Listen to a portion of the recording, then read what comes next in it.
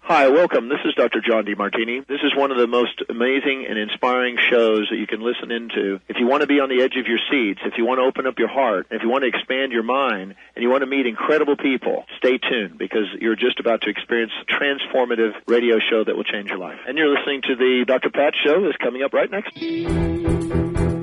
Welcome to the Dr. Pat Show. Talk radio to thrive by. Powerful, inspiring, and coming to you live, bringing you stories of people like you and me, busting through and living life full out. Get ready to dare to wonder what your life would be like if you knew you could not fail.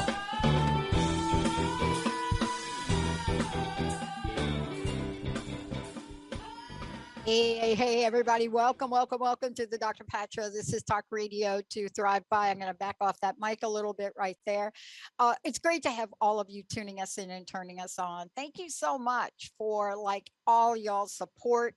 It is just amazing. I'm going to mention it again because we're starting to get feedback from all of you about our theme for next year. I mentioned it a couple times. I think Kim's going to be sending out an email. And, we always sit around and we come up with these ideas what we want the next year to be about. And this is interesting and ties into the show today with the most amazing Allyson Blythe. But this is what we're talking about for next year. 2022, it's all about you. That's our theme. And it's all about you. What do you want more programming of? It's all about our hosts and our co-hosts. What do they need more support of? Can we help them with it? Can we get that for them? It's all about you. What can we do to help up-level, uplift? And then most of the time, we just sit here, we get feedback from you in emails. We're actually going to ask you. We're going to be doing some surveys and really asking you, what do you think about this? What do you think about that? Do you hate our new logo? Do you like our new logo? And so part of this, though, as we go along this way, and we work closer and closer and closer together, you're getting ready to do it in your personal lives, your professional lives, the holidays coming up. The number one thing that causes us to have moments of insanity, whether it's a holiday, a workplace, a personal relationship, is the non-understanding of boundaries. What? Today, Allyson Blythe, the expert, Boundaries 101. Not only is she going to take us through that journey, she's a certified life coach, LCSW. She has 25 years experience educating, equipping, informing, inspiring, empowering people. She takes that level of expertise and mastery, brings it to her one-on-one clients. She has a fantastic book, which you'll hear about today. I got to sit and listen to a show she did. I got to produce one of the shows she did where she was talking about communication. And, it's interesting. Even though you might know something, when you hear it from an Allyson, all of a sudden you got your notepad out. I still have my notes from that show right here. You got your notepad out and you're writing stuff down, because one of the things you're being reminded of, as she does in her book, Misunderstood, you're reminded of the rules of dignity and respect and self-respect. And today, if we're going to kick off a conversation on boundaries, are you hot flashing anybody yet already? Are you just like, Allyson's like, I'm doing it. Are you ready to start? Because Allyson, this is Boundaries 101, right? So unless you're going to eat the entire pumpkin pie all at one time, we have to know where to start. Welcome to the show. Thank you very much. Wow, what a fantastic introduction, and just the reality of the importance of boundaries and understanding that they are the essence of our well-being. And yet we have a lot of misunderstanding about what they are, how to set them, the whole 9 yards. What a powerful conversation, and what a perfect time to do it. I apologized to Jacob yesterday because, I always learn when I prep for these shows. People ask me, do you just show up and do a show? No, I take a look at what we're going to talk about and I get ready. So I was looking at this and I realized, Jacob and Daniel's one of our newest folks, one of our interns here. He's come in, he's learning a lot of things, but I put him in the production room. And what I realized is yesterday, how many times I have gone in that room or I've had a conversation with Daniel and Jacob's like in the middle of a live show. And I just said to him, I'm just sorry, it just hit me yesterday. And he's got his headset on and he's focusing and he's got the Facebook thing going and making sure the lower thirds are in. And I'm in there having a big old conversation with Daniel. It's like, what's up with that, right? Yeah. You're going to talk already about one of the main tools that I talk about, and it's one of the ones of self-awareness, and how often we're just so caught up. We're caught up in our own world, our own perception, and kind of going along, assuming that everything's okay or that other people are on the same page. And so I really appreciate your awareness, and then also your accountability, which is pretty phenomenal. Yeah, I'm a work in progress. So let's not jump ahead at my perfection. Okay, let's just. That's right. Progress. Wait till Linda comes. Wait till Linda comes. It's like when you're here, this is a really pretty energizing place. We have a production room and we're upgrading everything. But you could literally hear Jessica and I yell down the hall, Linda, right? But let's talk boundaries, because people hear this today, but we're not exactly sure, Allyson, what we're talking about. Because there's a wide berth, let me say. It could be something like my awareness of Jacob, who would never say anything to me like, hello, I'm doing a show, do you mind taking it outside, right? And versus when in your personal life you're dealing with a step over offensive communication issue. There's still boundaries, no or yes? All the time. I think boundaries are the undercurrent. Whether we're in a professional setting, a personal setting, just very kind of superficial at the grocery store. I mean, we all are kind of mindful of even our personal space, which is a classic boundary. And so one of the things why I think it's so challenging for people sometimes is that though it's a topic, we all have, who hasn't heard the word boundary? We have a general sense of what it is. But there's so many nuances to actually understanding, communicating, asserting, maintaining, following through with boundaries. It's really like this intricate work with all these nuances, and people often are not aware of all the things that go into them. It is so funny we're talking about this because you mentioned the grocery store. Thank you for doing that. Because one of the things that you do so well is you really talk about really significant and complex items, but you bring it down to the reality of our day-to-day, Allyson. Yeah. See, that's what I love when I listen to your show. And honestly, that's got to be why you're so successful in your work. Yeah. It's important to me because the show is about authenticity. And I don't know as though you can be authentic without being boundaried. And so the two go very much hand in hand, and understanding that because they are so universal, meaning that we need to use them in all different kinds of capacities, and knowing how things feel inside of us is the beginning point of where to actually know when a boundary needs to be set. Yeah. Let's talk about why these are so seriously important, because whenever we say something important in life, let's just use this as an example. I play a sport, and the other day I walked in with the largest black and blue mark on my right hand, right? And the first place that you could feel people go, they don't say it, but you could feel them go, is, Jesus, what's she doing? She's losing it. What the heck happened to her, right? Right. And then you see them looking at your hand. And then you come out with something like, okay, look, no, it's my table tennis robot. I got hit by a ball. And then they look at you like that is either the truth or such a line of BS that we can't believe it. But let's talk about the impact of this, because there are consequences to being boundaryless. Yes. Right? There's huge consequences to being boundaryless. what I find is that people go to great lengths to protect what's theirs. They will have security codes on their car, on their home. They will protect their bank accounts. They'll have two-step verification on things, rightfully so. What's ours is ours to protect, and it's our responsibility to do so. And yet oftentimes people will go about their business. They will have relationships, they will make decisions, they will say yes to things, they will sign up for committees, they will do all these different kinds of things without that same level of awareness and protection. How does this feel to me? How aware am I of the things that I'm saying yes to and the things I'm saying no to, and why I'm doing that?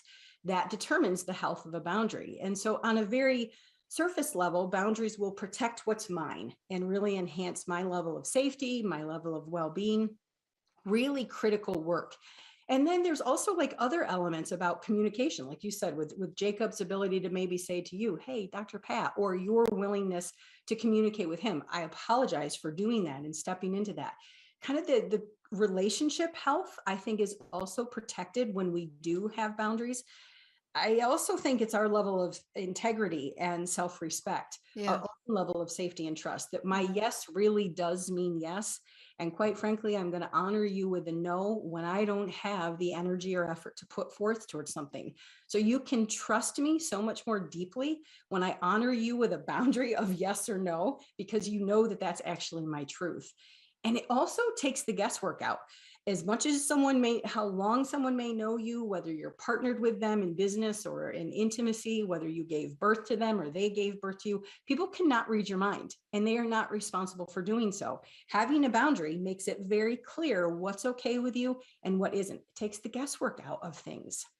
One of the things that I want to talk with you about, and Benny and Jacob, I'm going to go ahead and skip the break if I could.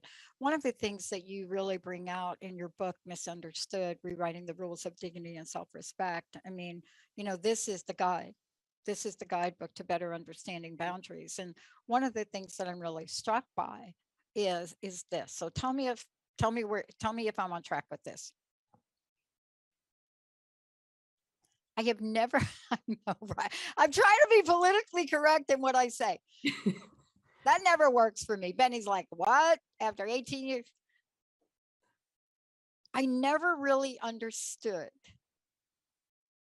Let's just talk about my personal relationships. Yeah. If you want to see my eyes like light up and look like something out of the Walking Dead movie, that's having a conversation with someone and they're confused. Mm-hmm. So this is one of the things for me. This is my little thing. I've gotten over it. But you just spend 10 minutes explaining maybe what a boundary is, maybe, and the response you get is, I don't get it, I'm confused. Yeah. Now, if they read your book, they're not going to be confused. If they work with you, they're not going to be confused. Mm-hmm. But I had to learn early on not to say that. I come from grooming where my stepmom used to say, you either have an IQ of an ant, a little toad, if you're really that confused. I mean, what is confusing you about dusting the furniture? Seriously? You're confused, Pat? But this is just one thing that I want to talk with you about, because the confusion comes forward because people will say, Allyson, I'm confused about boundaries. Yes. And I think that is a rightful statement to make because we don't have any experience with how to work with healthy boundaries. I totally agree. Is that true or not? Well, I'll tell you that I fell into boundary work backwards because it was only after, in the beginning line of Misunderstood, is I lost my you-know-what over a banana. And the realization that I was horribly confused. I had done this work for 25 plus years. I got certifications. I had read the books. I had taken the course. I had read Brene Brown's work. Like, I know logically about boundaries. And even I was horribly confused because I think we get so much social training, childhood training about what it means to be good, what it means to get along with others, and how to be kind. And so early messages that we get, maybe even role models about what it takes to be good and to be nice, Maybe some of your role models were actually very sacrificial or martyred with the way that they conducted themselves. I think that there's a very, very fine line between helping someone versus enabling someone. Oh, And that's a confusion. no, completely. And Yeah. the idea that enabling someone can often sometimes feel like the right way to love. So if you're feeling confused, I simply want to acknowledge and support the fact Yeah. that boundaries are incredibly confusing because of our social training, our familial training, messages we get about being good and behaving, being nice, being loving, and also that fine line of being able to distinguish. Now, let's replace confusion with what to do, because I know that we don't talk about this enough, but I know this is what you do in the work you do and the work you do one-on-one with people and all of the other things you do is we can replace confusion with knowledge and action of what to do. Yep. Now that coupled with how to do it, how to say it, it gives people a sense of power. It gives people a sense of empowerment. What's the difference between taking all that knowledge and actually doing it? Well, sometimes it's just courage.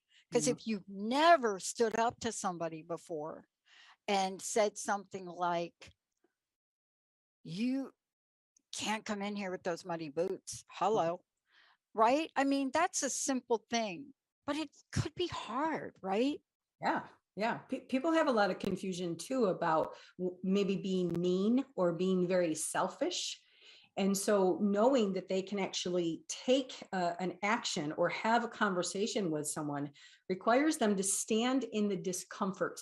I don't want to be mean. I don't want somebody to think I'm selfish. And so I absolutely acknowledge that it takes incredible awareness is your starting point, and then courage to actually be able to practice setting the boundary. And maybe you do start very small with something like saying no to a server or no to the muddy boots. I compare it a lot of times to like lifting weights. If you start with the 50-pound weights, you might hurt yourself, right? Oh, I feel the pain just having you mention that. But, let's talk about this. I mean, there are various reasons people struggle. And I know in the work you do, you really guide people along step by step. That's so important.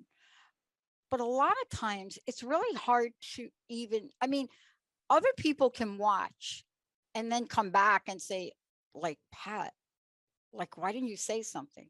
And you're like, well, what happened? So how do we learn, right, that we need to even set a boundary? Like, other than the hot flash and then the flaming madness you may feel after the fact, what are some of the things that show up where people absolutely feel that is something they need to say, I got to tell you, you can't cross that line. You bet. You actually mentioned the key word of how people will know, and it's feelings. That we are given, just like if you were to put your hand on a hot burner and you were to feel the sizzle and the pain of that, we are given physical cues and indicators that something is wrong. We are given the same intuitive emotional cues that something is wrong. If you're feeling frustrated, irritated, overwhelmed, your phone goes off and you roll your eyes out of frustration about this contact or that meeting, those feelings are actually trying to tell you something. And some of the problems begin when we suppress or we deny or we smile through those types of feelings and we do it anyway. Now, I'm not saying that those are always the best places to make all of the decisions or have the conversation from, but they're cues and indicators. Just like you would honor your physical pain and those types of cues, I really encourage people to pay attention to their emotional cues because they're trying to tell you something. And, part of this is, and we're going to talk about this later on too, but part of this too, Allyson, if you could just comment on this, is I had someone say to me a really long time ago, it wasn't until after the fact that I realized there was something I needed to say. Yeah. You know what I mean? Like I'm more of a processor, right? Linda knows immediately, like if there's a thing, she's like right there. She knows it. Mm-hmm. She's so in tune. Me, it may be like I'm speaking with you and then we're done and I walk away and I'm like, ooh. Someone said to me, you missed your chance. Get over it. Now, you don't get over it and you still need to say something.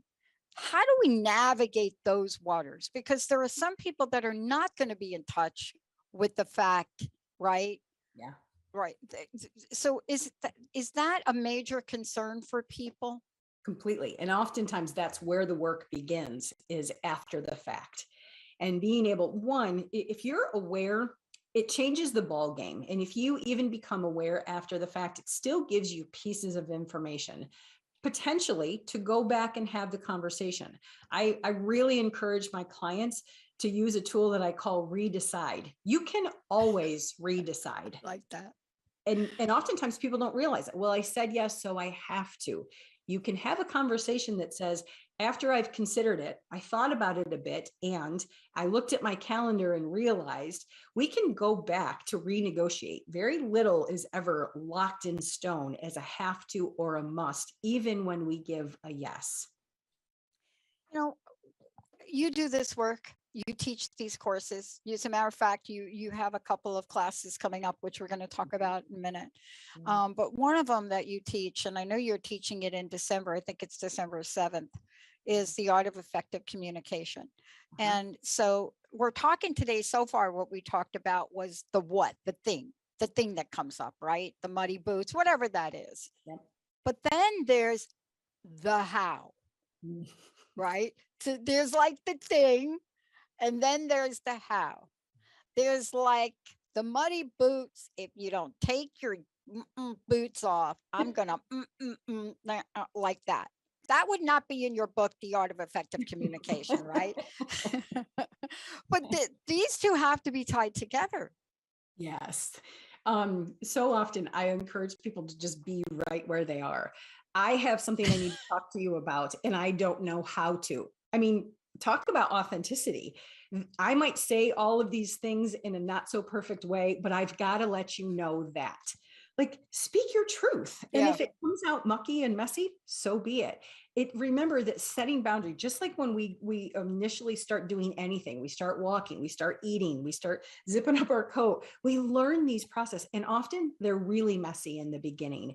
Just like redeciding, we can be accountable, go back, clean it up a little bit, but being able to say, I'm really nervous about having this conversation, even saying this might come as a shock to you, or you might be really upset when I tell you that.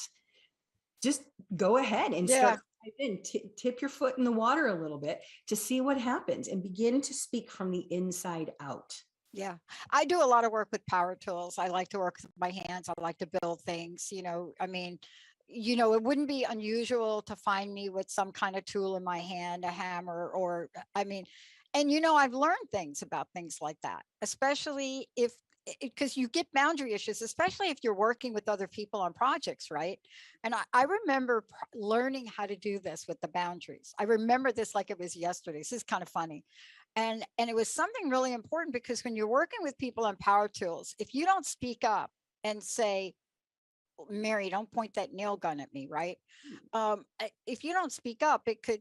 And I remember one day, because I talk with my hands, and I got the hammer, and I'm explaining my boundary, and I got the hammer like this at the person.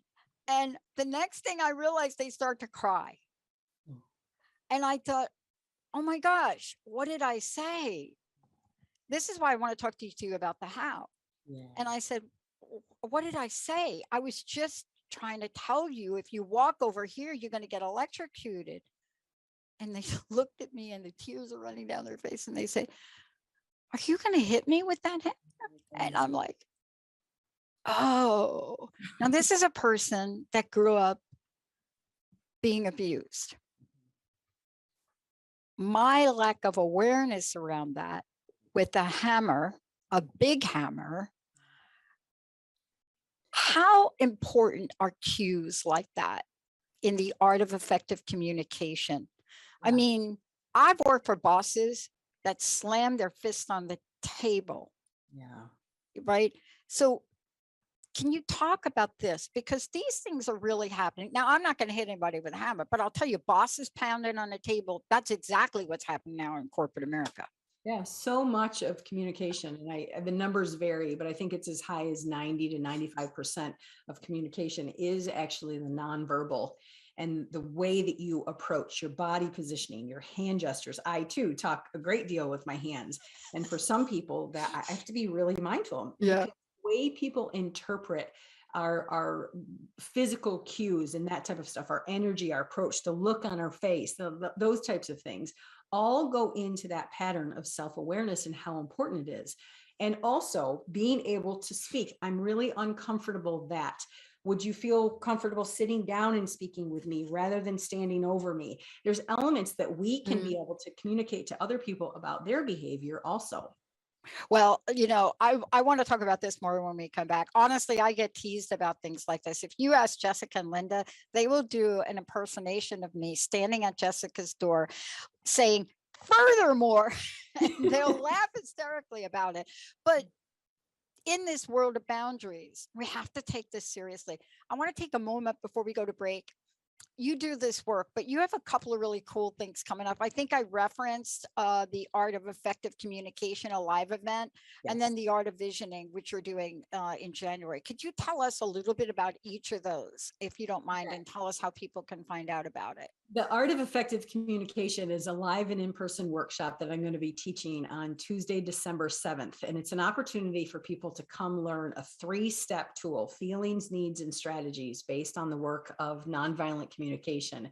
And this realization of how to use each one of those 3 steps in order to have more healthy, effective communication. And it all starts with self-awareness, exactly what we're talking about today.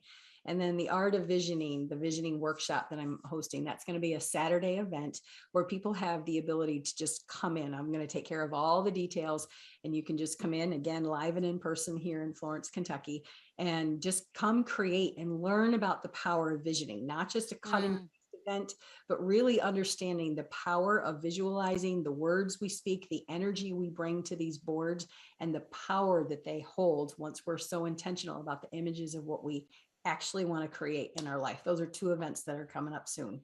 I totally love the whole visioning thing. I really love it. I mean, people looked at the first visioning board. I have a visioning board that I had Velcro on now, that like I take it off every year and put the Velcro on, and I have a light, a circular light.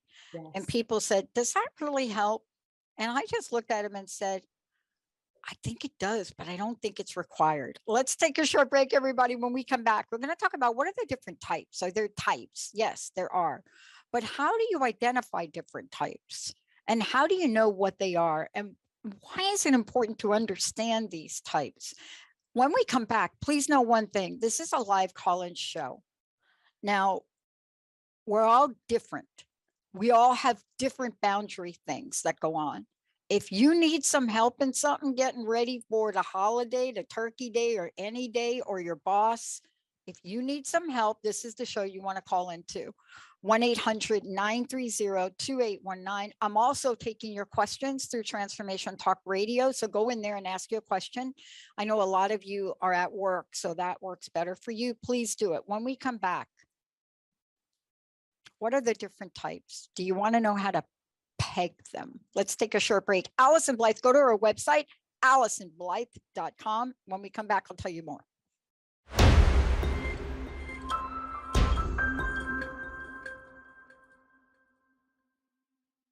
Hey, everybody, welcome back. Dr. Pat Show. If you want to find out more about me, you can go to the Dr. Pat Show or TransformationTalkRadio.com. Boundaries 101 with Allyson Blythe. We're going to tell you a lot more about Allyson. She's going to do it right now. Also, her book is available.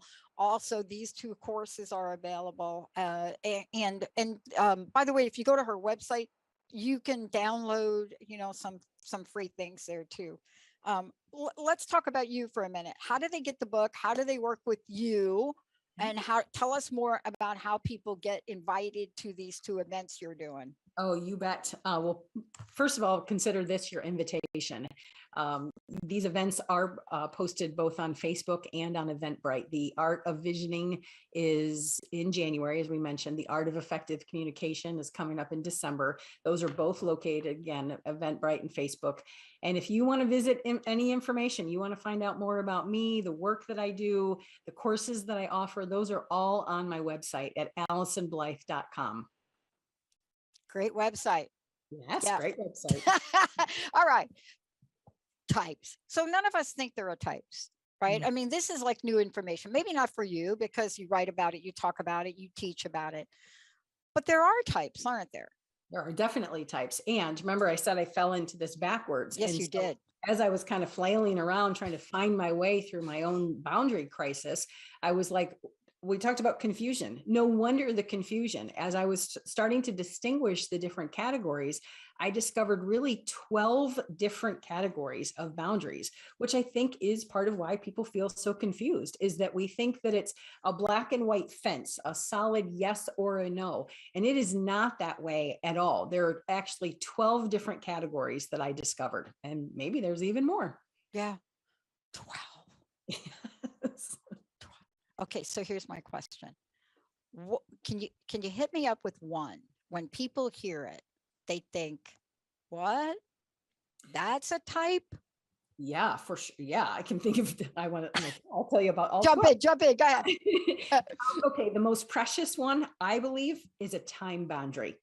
And realizing, if I said to you, hey, listen, I want you to give me $10,000, most people would look at me and go, what the heck? And yet time, our most precious commodity, we often are willing to just spend without honoring the way that influences.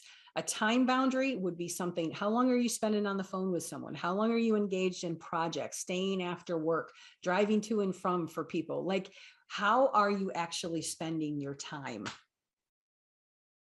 That is such a hot one. But let's talk about the boundary, because so see if this is true. There's this analogy. Okay, I know everybody, I'm a member of PETA, so please don't email me about this. It's just a little story. It's just a little thing. I grew up with my mama telling me the story of the frog about, honey, if you put the frog in boiling water, it's going to jump out. And like, okay. And she said, no, like if you want to really boil a frog, you got to put the frog in cold water and then just turn it up slowly. Time is like that to me. It's like the frog in the cold water, and you slowly boiling up till you realize you have now boiled yourself in your time zone. Completely. And I will also add a second one to that, and realizing that they actually go hand in hand. It's also an energy boundary. How much energy are you paying towards something, thinking about things, worrying, rumination, obsessive, like thought process, problem solving for people? A time energy. Is this really, an energy boundary of being really aware of how much space am I allowing other people if somebody said, can I move in with you? Most people would recognize that physical boundary, like, I don't have the room, or I don't have the capacity. I don't even like you, right? And yet, how much room are you allowing them to take up in your thought process, in your emotions, in your energy? I love Benny so much, I gave him my goldfish. I know that's a real story. It's true. And poor thing, it was the greatest thing in the world to have him take my goldfish, and then my goldfish grew to the size of a salmon.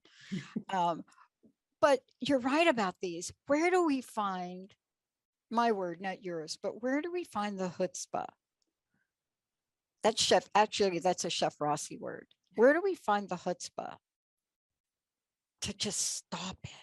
Do you know what I mean? Sometimes we can't go to the actual action. Sometimes we have to stop a thing. Does that make sense? Yes, yeah, definitely. One of the things I talk about in Misunderstood is my own official diagnosis, have you know. It's a term I refer to as fed upness. And sometimes what it is just getting sick and tired enough to be willing to do something differently. And even if it's a mental shift, maybe you're not ready to take the action. Maybe all you're doing is changing the amount of energy you give to something or someone. Maybe you're starting to get your language strengthened a little bit before you actually even say something. Maybe you're speaking up to a safe friend, but like fed upness is a cue. It's like a tipping point where people are like, I am sick and tired of this, and I am fed up with doing these things. That's a really powerful starting point for people to become more aware and begin. It's like someone who they can't get their pants zipped. It's like, okay, I have to do something different. I have to start eating differently or getting healthy. Sometimes there's an emotional fed upness where we're just sick and tired and we're ready to do things differently. And that begins to be your starting point. Yeah. You know, is it the old, I'm sick and tired of being sick and tired?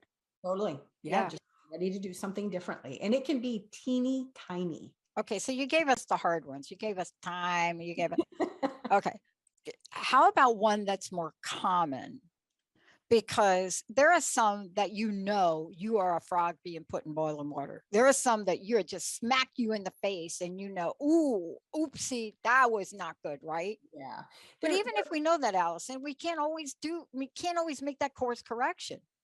Sure. There's four that I would say that a lot of people are very conscious and aware of. Okay. Physical boundaries, being kind of in my space or those types of things, emotional boundaries, and certainly in terms of sexual boundaries and verbal boundaries. A lot of times people will say, I don't like to be spoken to that way, or if you continue to speak to me. So physical, emotional, sexual, and verbal are a little bit more of the commonplace boundaries that people tend to have more awareness of, or more, again, they might not be ready to do something differently, but at least you have an awareness that those are kind of some of the fractures that start to happen in relationship.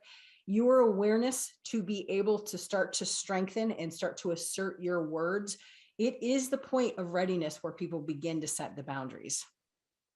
I want to talk about the point of readiness since you just brought it up. I'm like you, right?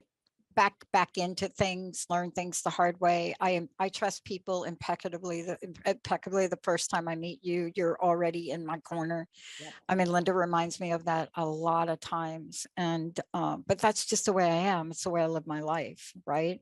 I don't think that will change about me. I mean, I've learned some things about it, though. I've learned how to manage it better, but there are some things that are not negotiable. Yes. I want to talk about a few not negotiables, if you don't mind, because I think the not negotiables are so obvious, yet they're so difficult sometimes. Now, without going into the real trauma around boundaries and sexual abuse, right? That we know it. I believe that's a category all by itself. Everything from date rape, I mean, that is a category that really justifies a whole show. Yeah. But there are some others, right? And I know people come to you and don't know what to do. Yeah. And it may take them a couple of tries. It's okay if it takes a couple of tries, right? You bet. I mean, think about when we were young trying to learn how to walk. If we didn't get it right the first time and we never did it again, this is a process, and it's a starting point. And if you get wobbly and you fall down sometimes, or you kind of mess it up, it's okay. It's really okay. But sitting still and saying nothing really assures that your boundaries are not going to be met and are going to continue to be dishonored. If there is some sense of maybe name calling that's happening, physical, or you talked about the approach of the hammer, even someone not hitting, but drawing back, these elements of instilling fear or messages of intimidation. Now, that's not true there might be people who don't become uncomfortable with that. I'm not sure if there are people, but rules are so different for people. There might be some hard pass, like that is unacceptable, that might seem more obvious for people. There might be others that are very vague and abstract, that it's okay for you, but it's not okay for me. I will always hammer home on self-awareness, because just because one behavior doesn't feel okay to you doesn't mean that it's not going to feel okay. Your starting point with most things is, how do I feel about this? And what do I want to have done differently? Now, that's your point. You haven't even had the conversation yet, or taken the action. But if you're not clear on what feels uncomfortable or unsafe, you're really not going to be able to find the words or the actions quite yet. Self-awareness first. And there are certain rules of the game, let me just say. And I want to talk with you about these too. For those of you just tuning in, this is a great conversation with the most amazing Allyson Blythe. We're talking about boundaries. And by the way, I do have a question that came in. I'm going to read it to you. I got a question from Joe. Not sure if Joe's it doesn't matter.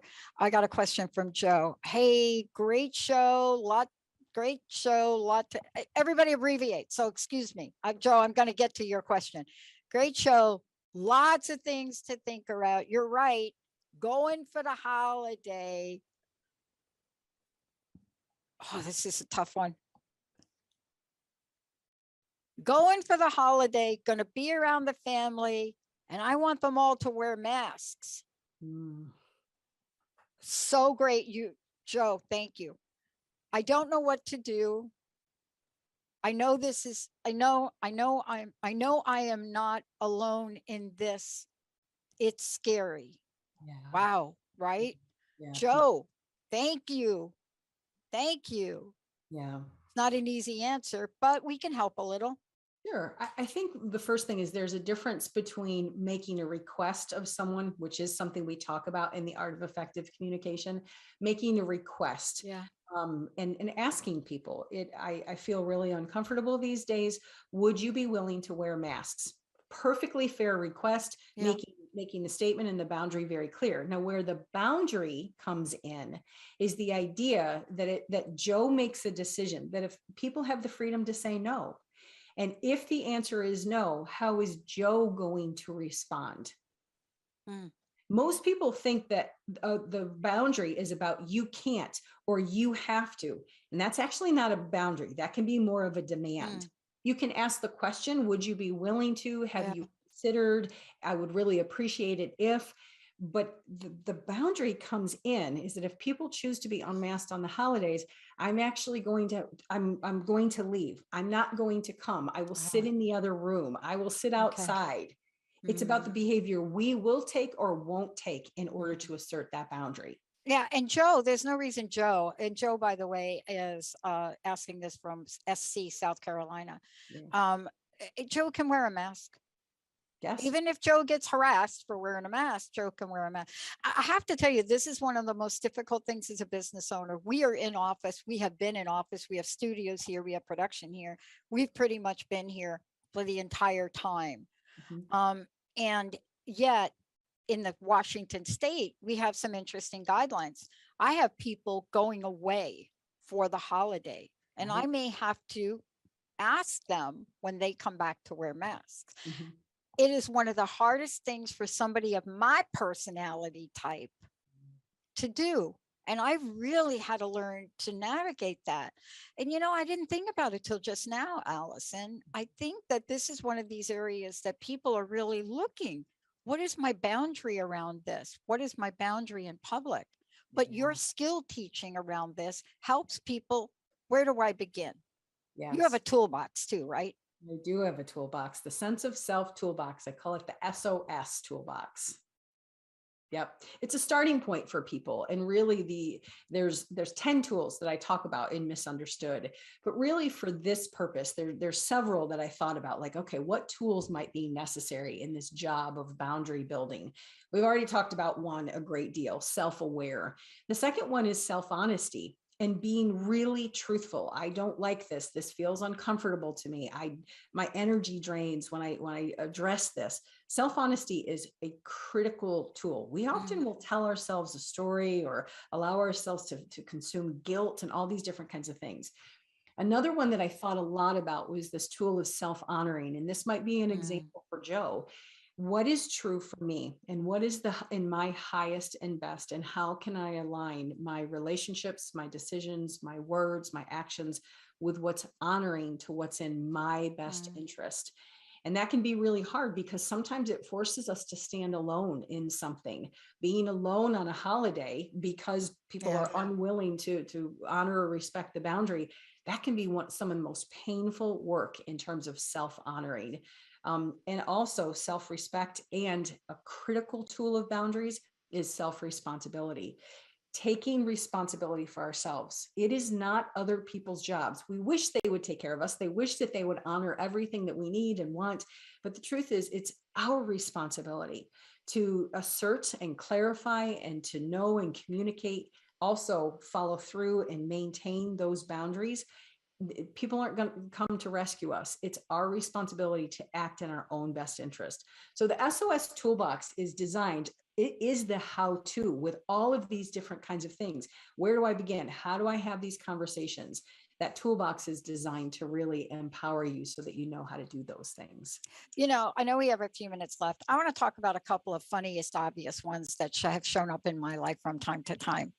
The most obvious one that shows up, especially if y'all are getting ready to go to holiday and like do some really pig out eating, the one that I realized in my world was a thing for me is here you're sitting around and you got your plate and your loved one or somebody like in your family takes their fork and reaches over and forks your damn turkey.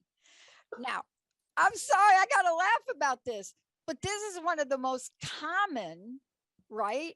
Yes. That's about like some people are like, oh no, you take my turkey, I'll take your beans. No.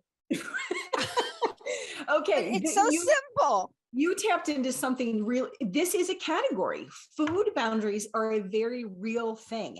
And people don't understand that was part of the falling in backwards. I was raised very Italian, sharing food, eating food off plates and forks, like all of that. Oh, and it very nurturing. It was very, very loving. I gave birth to a child who will slap your hand if you touch, like she is like, stay off my food, stay off my plate.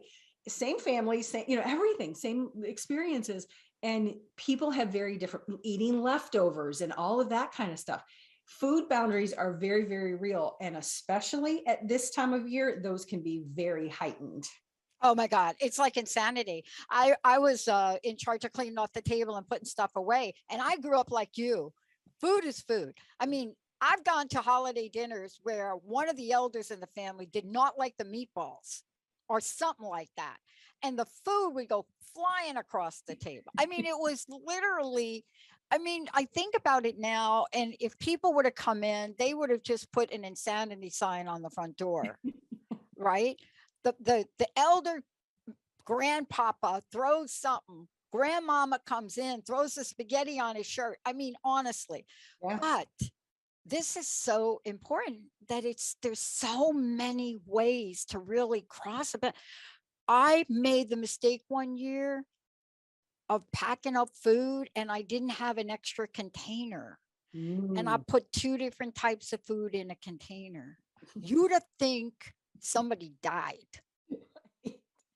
Oh, and that's all the story we have. That's why assuming people are on the same page or really expecting people to read your mind or have guesswork, they can't. Everyone has their own rules for the road. I compare it to a recipe very often. My recipe for my boundaries looks a certain way. To expect you from the outside to know that family's secret recipe, you can't know that.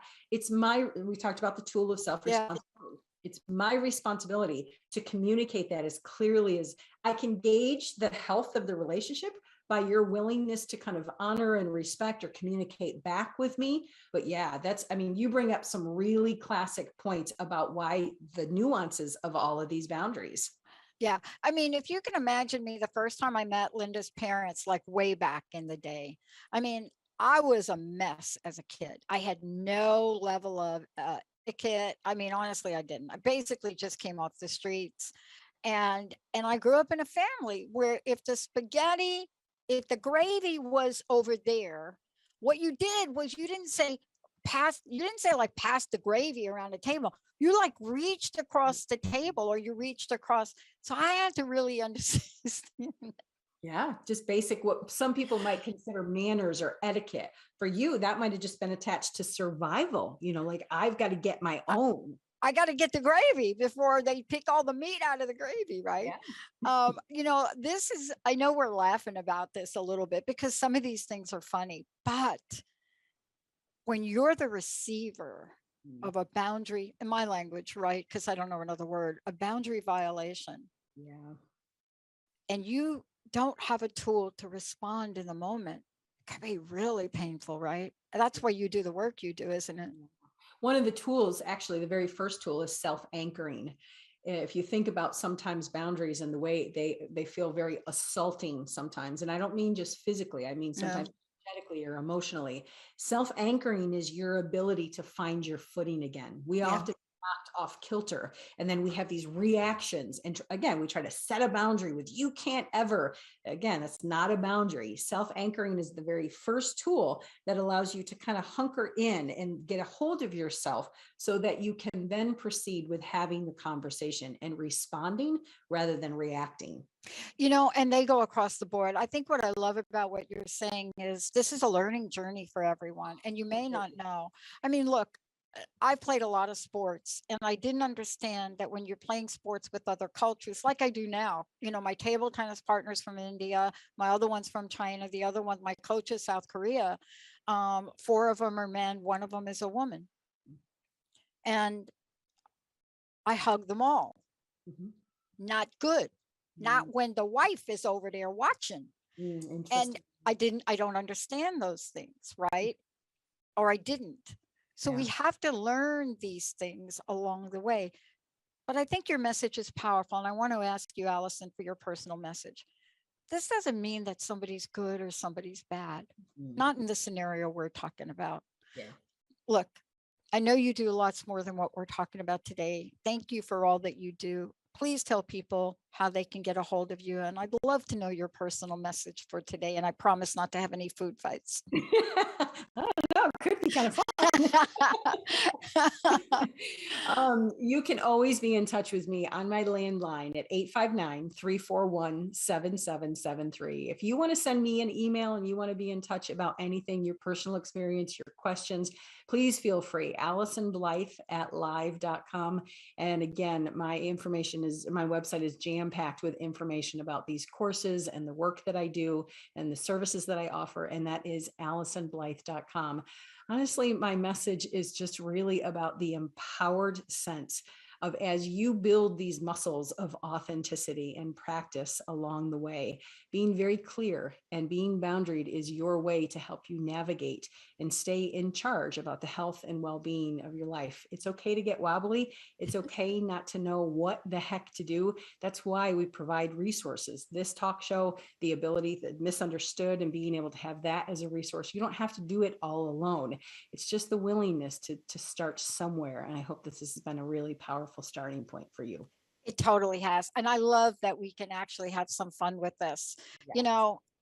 When I'm by myself in a car, I love to drive down the street and I just cranked up Radiohead's Creep driving down close to my house. And I got my windows open and a truck, like a big 4-wheeler truck, pulls up next to me, and the guy rolls down the window and he goes like this. And I said, sorry. And I just rolled up my window, but I didn't turn down my radio. Maybe I got a lesson to learn there. Allyson Blythe, I'm Dr. Pat. We got lots coming up for you here on Transformation Talk Radio. Happy holidays, everyone. And remember, fun, enjoy it, gratitude, and love. We'll see you next time.